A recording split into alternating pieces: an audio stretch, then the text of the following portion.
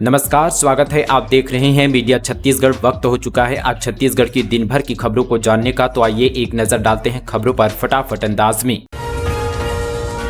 भाजपा ने सभी निर्वाचित सांसदों को बुलाया दिल्ली। सीएम शाह के साथ जाएंगे छत्तीसगढ़ के 10 सांसद। नरेंद्र मोदी एनडीए गठबंधन के नेता चुने गए हैं। वे तीसरी बार प्रधानमंत्री बनने जा रहे हैं। बीते दिन प्रधानमंत्री आवास में आयोजित एनडीए की बैठक में सर्वसम्मति से प्रस्ताव पारित हुआ। वहीं भाजपा ने अपने सभी निर्वाचित सांसदों को दिल्ली बुलाया है। भाजपा शासित राज्यों के मुख्यमंत्री को भी दिल्ली बुलाए गए हैं। सीएम विष्णुदेव साय और छत्तीसगढ़ के नव निर्वाचित सभी 10 सांसद आज दिल्ली जाएंगे। दिल्ली जाने के पहले भाजपा प्रदेश कार्यालय कुशाभाऊ ठाकरे परिसर में बैठक होगी। लोकसभा चुनाव को लेकर गठित प्रबंध समितियों की बैठक होगी, जिसमें सीएम साहब भी शामिल होंगे।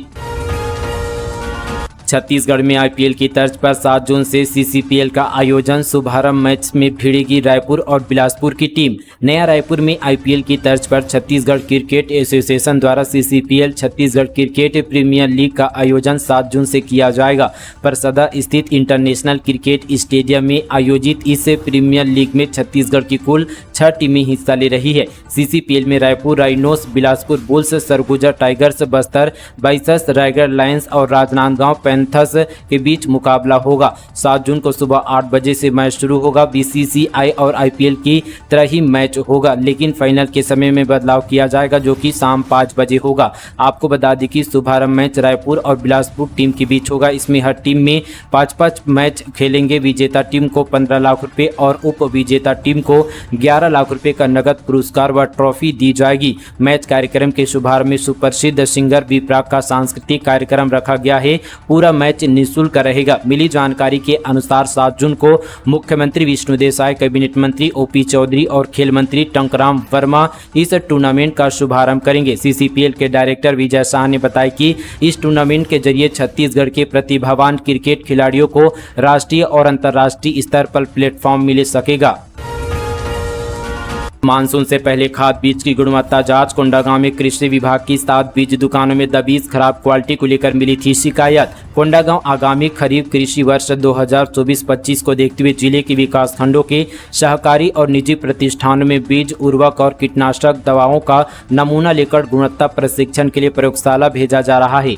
इसका मुख्य उद्देश्य किसानों को गुणवत्तापूर्ण बीज, उर्वरक, कीटनाशक, औषधि, कल्चर इत्यादि की उपलब्धता प्रदान करना है। दरअसल अक्सर किसानों की बीजों की गुणवत्ता सही नहीं होने को लेकर शिकायत रहती है। इसके तहत कृषि विभाग के अधिकारियों द्वारा लगातार कृषि सामग्री उपलब्ध कराने वाली व्यावसायिक केंद्रों का निरीक्षण किया जा रहा है। सभी के लिए नए नमूनों को जांच के लिए प्रयोगशाला भेजा गया।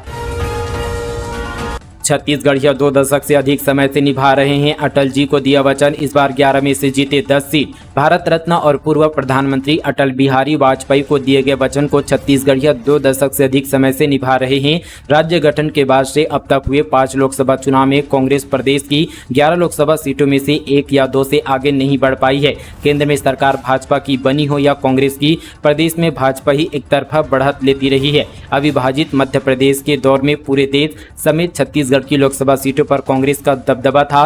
राम मंदिर आंदोलन के बाद देश की राजनीतिक परिस्थितियां बदलनी शुरू हुई और भाजपा विजय रथ पर सवार होने के लिए रास्ते पर चल पड़ी। प्रदेश में ये बदलाव राज्य निर्माण के वादे और अटल जी की मांग से जुड़ा है। तत्कालिक प्रधानमंत्री अटल बिहारी वाजपेयी ने वर्ष 1998-99 के लोकसभा चुनाव प्रचार के दौरान रायपुर के सप्रे साला मैदान में जनसभा को संबोधित करते हुए एक वादा करते हुए एक वचन मांगा था। वचन ये कि छत्तीसगढ़ की सभी 11 लोकसभा सीटें भाजपा की झोली में डाल दो और बदले में अलग से राज्य ले लो। अविभाजित मध्य प्रदेश से छत्तीसगढ़ से अटल जी को 10 सांसद मिले और 1999 में केंद्र में उनके नेतृत्व में सरकार बनी। अटल जी ने भी 1 साल के भीतर छत्तीसगढ़ के लोगों को दिए वादे को पूरा किया। अगस्त 2000 में छत्तीसगढ़ को अलग राज्य बनाने का प्रस्ताव पास किया और नवंबर 2000 में अलग राज्य की स्थापना हुई।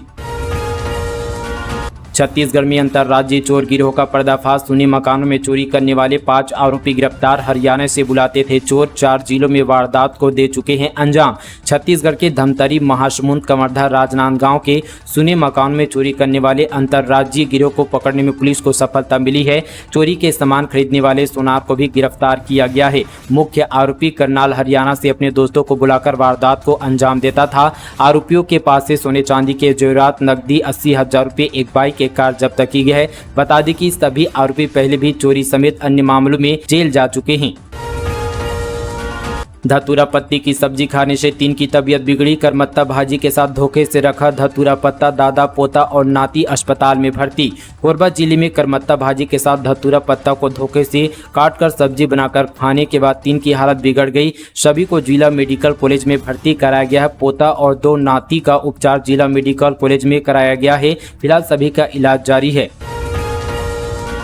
बिना अनुमति ग्रामीणों के खातों से राशि का आहरण, नाराज ग्रामीणों ने थाना प्रभारी को दिया आवेदन। एमसीबी जिले के कोटाडोल थाना खरीदी केंद्र प्रबंधक के खिलाफ शिकायत करने लगभग 25 लोग कोटाडोल थाना पहुंचे। नाराज किसानों द्वारा समिति प्रबंधक की मिलीभगत से किसानों के खाते से बिना जानकारी के राशि आहरण का आरोप लगाकर उचित कार्यवाही की मांग की गई है। आपको बता दें कि किसानों के खातों से बिना बताए लोन आहरण का मामला गरमा गया है।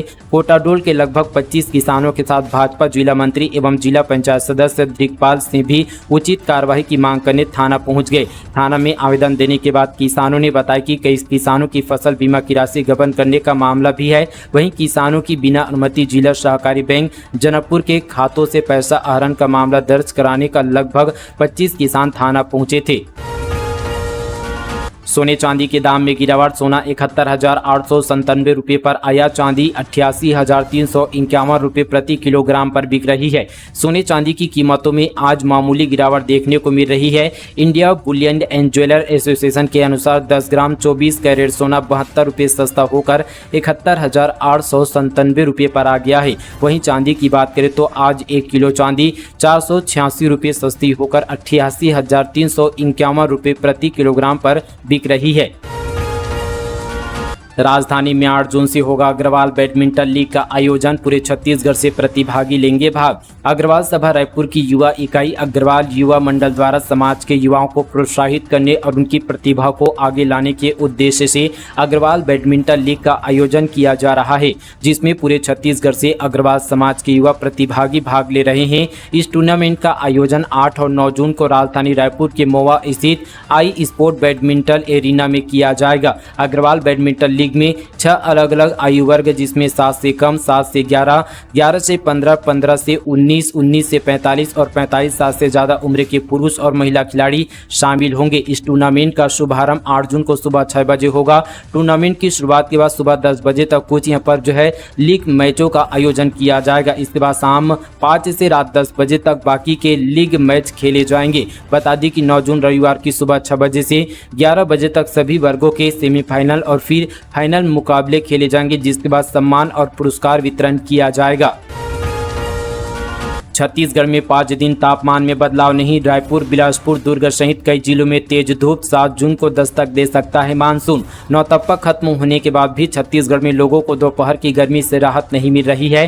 प्रदेश के कई जिलों में शाम का मौसम बदलने के बाद पारा लुढ़का है, लेकिन सुबह से शाम तक की धूप अब भी परेशान कर रही है। रायपुर और दुर्ग में सुबह से छाए बादल समय बढ़ने के साथ ही गायब हो गए और तेज धूप चमकने लगी।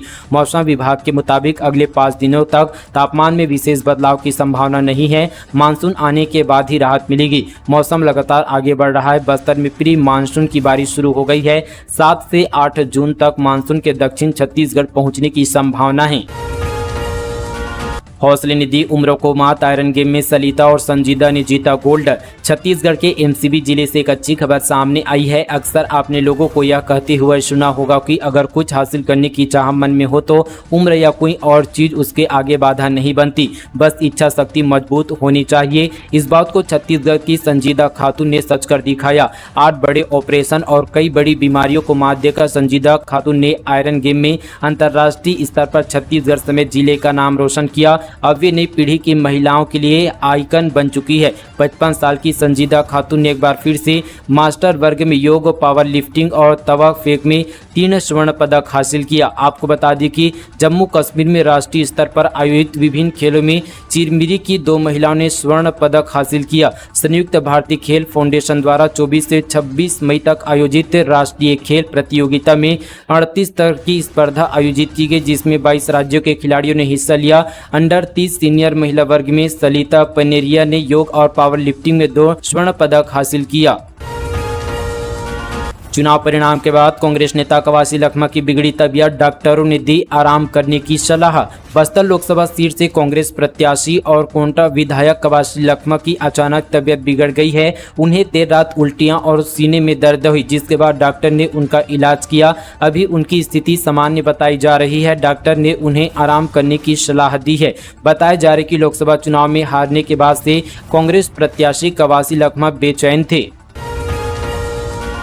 30% ज्यादा प्रदूषण सोख्ता शहर में बना मिनी जंगल, यहां 2500 पेड़ लगाए गए। रायपुर के युवाओं ने मियावाकी तकनीकी से किया तैयार। रायपुर के युवाओं ने शहर में ही एक मिनी जंगल तैयार कर दिया। इसे जापान कर मियावाकी तकनीकी से गांधी उद्यान में बनाया गया। यह करीब 7500 वर्ग फीट में फैला हुआ है।